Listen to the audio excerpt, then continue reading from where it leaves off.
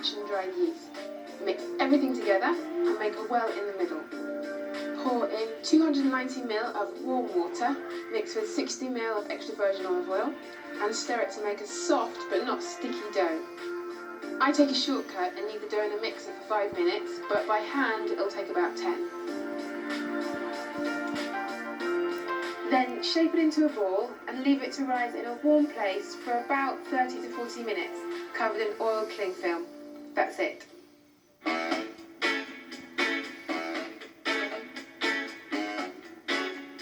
See what I mean about simple?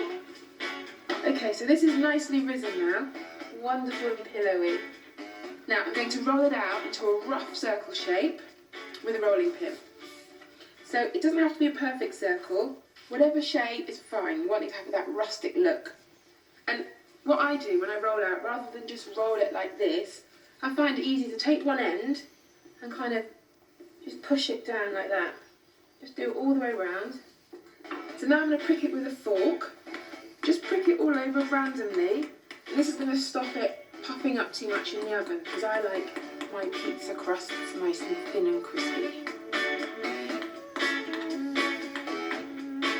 A good tube of tomato puree, and just squelch it all over the pizza, and then take a palette knife or the back of a spoon and just spread it all around. Very rough, it doesn't have to be perfect. So now you want 2 hunks of mozzarella. I say hunks, they're balls of mozzarella.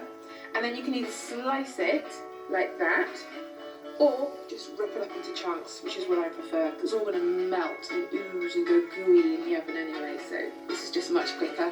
So just rip it up all over, really roughly. That's it. And now you can use any ham, any good ham, prosciutto, or really good culatello, which is a very fine Italian ham. This is going to give the pizza wonderful saltiness and just add to those colours the red of the tomato and the pinkiness of the ham. I just can't wait to eat it. And then the figs. Oh, you just can't beat a good fig. Such a gorgeous thing to eat. And they just add so much colour and a beautiful sweetness to the pizza. It's a little bit unusual. So just slice it up, quarter them, 8 them, whatever you want. This is your tapestry to do with as you wish. And you know, figs and ham may sound like a really odd combination, but it's actually quite classic, especially in the Mediterranean. It's just wonderful saltiness of the ham and the sweetness of the figs is just so beautiful together. So I've got 5 figs, and I'm going to put half of them on now and save the other half till after the pizza's cooked, because then you get that wonderful contrast of flavours, because the raw ones will still have a little bit of bite to it. And a nice pinch of salt, not too much, because the ham does have a little bit of saltiness. And embarrassingly large pepper grinder, bit of black pepper.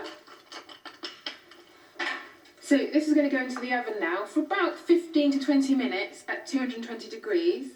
And then once it's cooked, I'm going to take it out of the oven and put the other figs on it, some fresh basil, and drizzle over some extra virgin olive oil.